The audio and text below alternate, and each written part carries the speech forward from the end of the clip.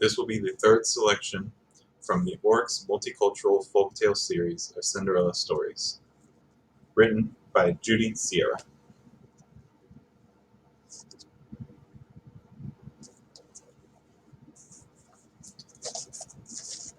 This story is entitled Cinderella, or The Little Glass Slipper. The French author Charles Perrault published Cinderella, Cendrillon in French, in 1697 in a collection of fairy tales. This is the story most people recognize as the real Cinderella. Walt Disney's animated film is based on Perrault. However, only a few of the hundreds of other Cinderella tales recorded include a glass slipper. It is more often gold. Or a fairy godmother, or a pumpkin carriage, or a warning to come home before midnight.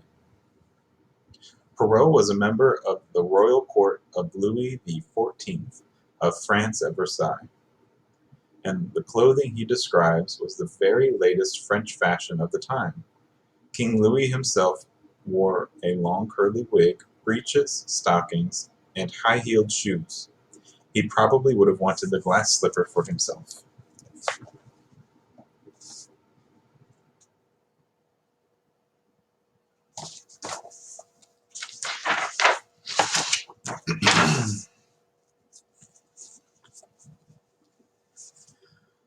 Once upon a time, a gentleman took a second wife.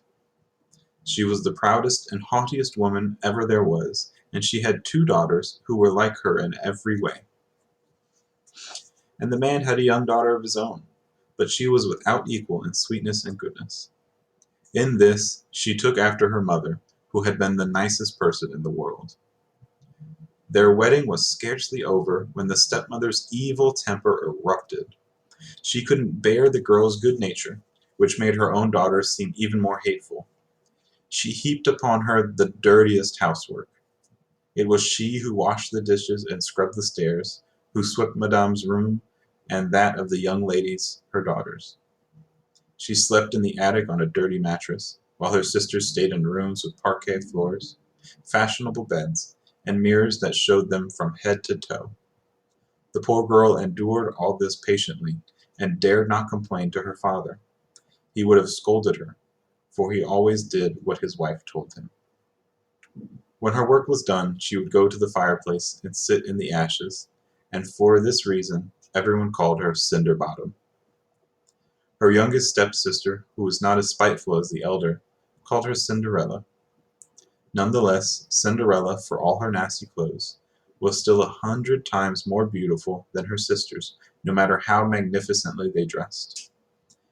And it happened that the king's son gave a ball and invited all the finer folks.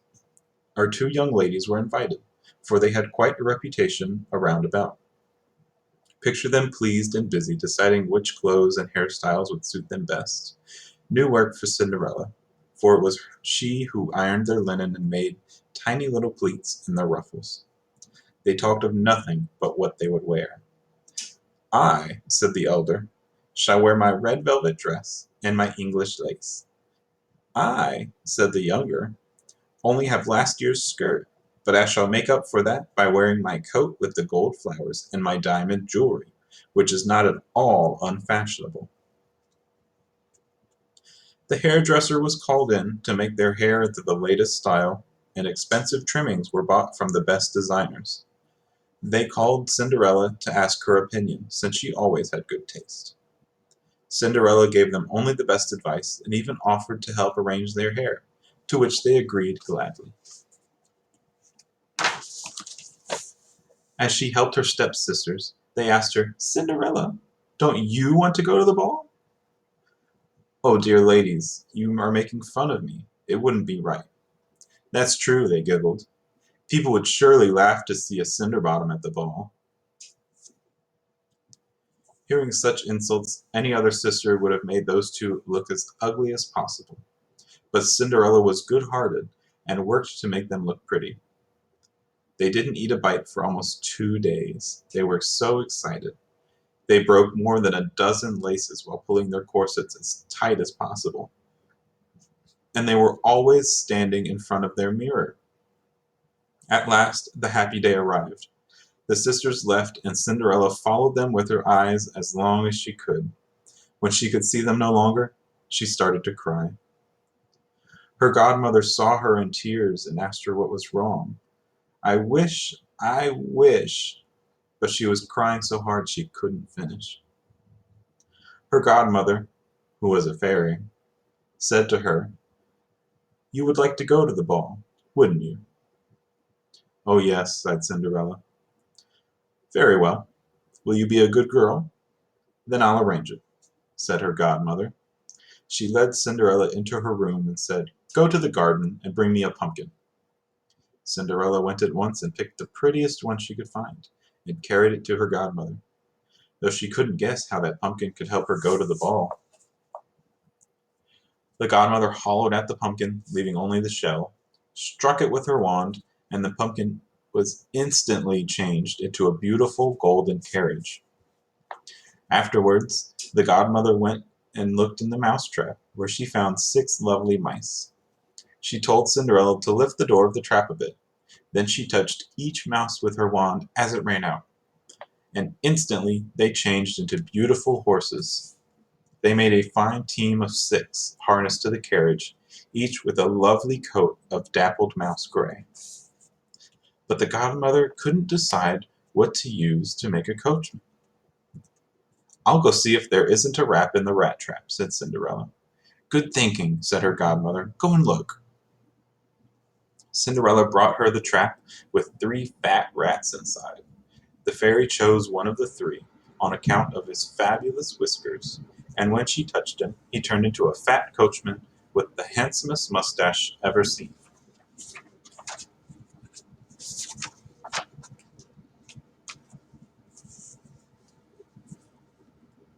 "Now go into the garden," she told Cinderella. "Behind the watering pot you will find 6 lizards. Bring them to me." She had no sooner brought them to her godmother than she transformed them into 6 footmen, who jumped quickly into the back of the carriage in their fancy uniforms, and held on as if they had never done otherwise in all their lives. Then her godmother said, "Well, here is all you'll need to go to the ball. Are you happy?" "Yes, but am I going like this in my old ugly clothes?" Her godmother just touched her with the wand, and instantly her clothes were changed into cloth of silver and gold, embroidered with jewels, and then she gave Cinderella a pair of glass slippers, the loveliest in the world. Thus bedecked, Cinderella climbed aboard the coach. Above all else, her godmother told her, she must not stay out past midnight. If she stayed at the ball even 1 second longer, the coach would change back into a pumpkin, her horses into mice, her footmen into lizards, and her clothes into the old dirty rags she had worn before. Cinderella promised her godmother that she wouldn't fail to leave the ball before midnight, and she rode off in her coach, her heart filled with joy. When the king's son was told of the arrival of a mysterious princess, he hurried to welcome her. He gave Cinderella his hand as she stepped down from the coach, and he led her into the hall, where all the guests were assembled. A hush fell over them all. The dancing stopped, and the violins fell silent as everyone watched her. "Oh, how lovely she is," everyone seemed to whisper. The king himself, old though he was, couldn't take his eyes off her. He said to the queen that he had not seen such a beautiful and charming person in years. All the ladies paid close attention to her clothes, so that the next day they could copy them, if only they could find the right fabric and seamstress clever enough to make them. The king's son asked Cinderella to take the seat of honor, and afterwards he asked her to dance. She danced so gracefully that everyone admired her even more. A sumptuous feast was brought in, but the young prince could not eat. He could only stare at Cinderella. She went and sat beside her sisters and spoke to them most politely. She even shared with them the oranges and lemons that the king had given her. Her kindness surprised the 2 sisters, for they did not know who she was. As they were talking, Cinderella heard the clock strike 11:45. She quickly made a deep curtsy to them all and ran out as fast as she could. She found her godmother waiting for her at home. After thanking her, she told her how much she wished she could go to the ball again the following night, for the king's son had invited her. As she was busy telling her godmother everything had happened, the two sisters knocked at the door. Cinderella went to open it for them. "You've been gone so long," she said to them, yawning and rubbing her eyes and stretching as if she had just awakened. In truth, she hadn't been the least bit tired since she had last seen them. "If you had been at the ball," one of her sisters said, "you wouldn't have been bored. A princess came, the most beautiful ever seen, and she was uncommonly friendly with us, and gave us oranges and lemons." Cinderella pretended to be enthralled. She asked the name of the princess, but her stepsisters answered that they did not know. The king's son was suffering, they said, and would give anything to know who she was. Cinderella smiled and said, "So she was very pretty? You are so lucky. Is there any way I could see her? Please, Mademoiselle Javette, lend me your plain yellow dress." "Really," said Mademoiselle Javette, "the very idea! I'd have to be crazy to lend my dress to a nasty cinder-bottom like you." Cinderella had expected this answer, and was fine with her. And this was fine with her. She wouldn't have known what to do if her sister had wanted to lend her the dress. The following day the two sisters went to the ball, and Cinderella went also, but dressed even more splendidly than the first time. The king's son stuck close to her and paid her endless compliments, and Cinderella was enjoying herself so much that she forgot her godmother's warning. She could have sworn it was only 11 when she heard the first stroke of midnight. She rose and fled as swiftly as a fawn. The prince ran after her, but he couldn't catch her. She let fall one of her glass slippers, which the prince carefully picked up. Cinderella arrived home out of breath, without coach or lackeys, wearing her old, ugly clothes. Nothing remained of her magnificence except one small slipper, the mate of the one she had dropped. The guards of the palace gate were asked if they had seen anyone leave. They said they had seen no one except a shabbily dressed young girl who looked more like a poor country lass than a fine lady.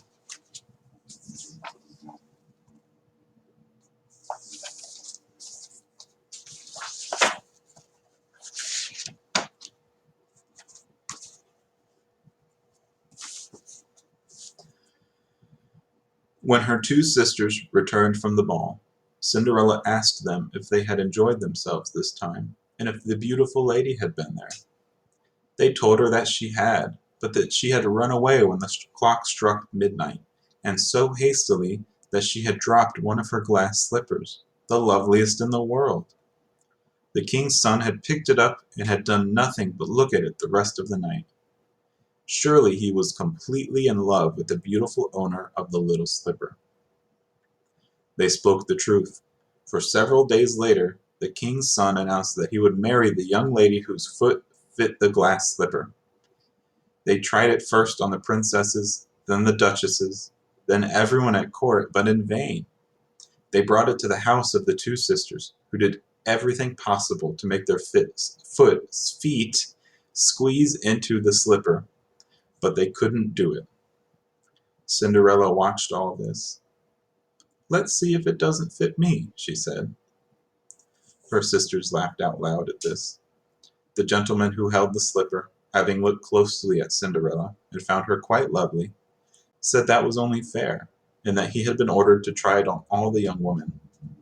He made Cinderella sit down, and trying the slipper he saw that it fit easily, as if it were a wax mold of her foot. Her two sisters were shocked, but even more so when Cinderella drew another slipper from her pocket and put it on her other foot. Just then her godmother arrived, and touching Cinderella's clothes with her wand caused them to become even more magnificent than before. Then her two sisters knew she was the beautiful person that they had seen at the ball. They threw themselves at her feet to ask her for her forgiveness, for the way they had made her suffer. Cinderella ordered them to rise and embraced them, and forgave them with all her heart, and asked them to be her friends. She was taken to the young prince, dressed in her new finery. He found her lovelier than ever, and a few days afterwards they were married. Cinderella, who was as good as she was beautiful, brought her sisters to live at the palace, and married them the same day to two great lords of the court.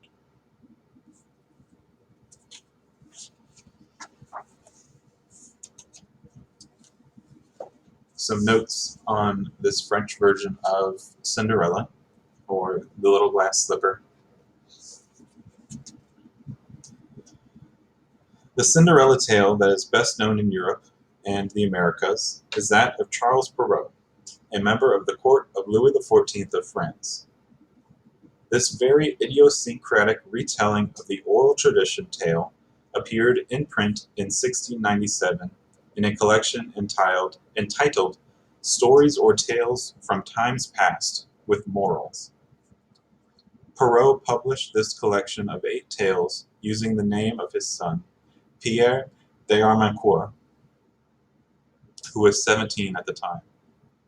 Although the tales have always been attributed to the father, Charles Perrault was a well-known author, while Pierre's name never appeared on any other writings. There is no definitive proof of authorship. Of the 7 other tales in this collection, 4 are almost as widely known as Cinderella: Sleeping Beauty, Little Red Riding Hood, Bluebeard, and Puss in Boots. The first English translation of the tales appeared in 1729. By 1770, the work had also been translated into German, Dutch, and Russian, and the popularity of Perrault's tales has continued to the present day. Although Perrault based his Cinderella on oral tradition, he rewrote it for the sophisticated audience of the court at Versailles, and it differs from most oral versions in several respects. The helping role of the fairy godmother is usually played in other versions of the tale by the spirit of the dead mother, or by a helpful animal. The transformation of mice into horses, rat into coachman, lizards into lackeys, and pumpkin into coach are probably also Perrault's invention. In her survey of 345 Cinderella texts, Marianne Rolfe Cox found only 6 instances of slippers made of glass. Gold slippers occur much more frequently. Many writers have claimed that Cinderella's slipper should have been made of fur, and that Perrault, somehow confusing the French word ver with verre, fur and glass in French. Although this makes a good story, a fur slipper would hardly have been a fitting match for Cinderella's dress made of cloth of silver and gold embroidered with jewels.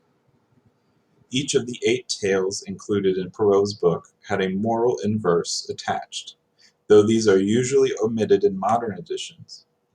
Perrault took part in an intellectual battle over the comparative merit of ancient and modern writings. Perrault was on the side of the moderns. It is thought that one of his motives in publishing the Comtesse was to show the moral superiority of French folk tales to the amoral Greek myths, thus the necessity of hitting the reader with an ethical lesson. Before the publication of his stories, Perrault had written and published a much less successful volume of tales in verse, which included another Cinderella-type story, Peau d'Un. I have not included Perrault's Peau d'Un in this volume because I feel that his telling in verse is far too removed from the oral tradition. Folk tales were never told in metered, rhyming verse, and the demands of meter and rhyme, I believe, demand too many changes in content. For a prose translation, see any complete collection of Perrault's tales. I have included a recent French oral version of Peau d'Un story, Peau d'Anicio, in this collection.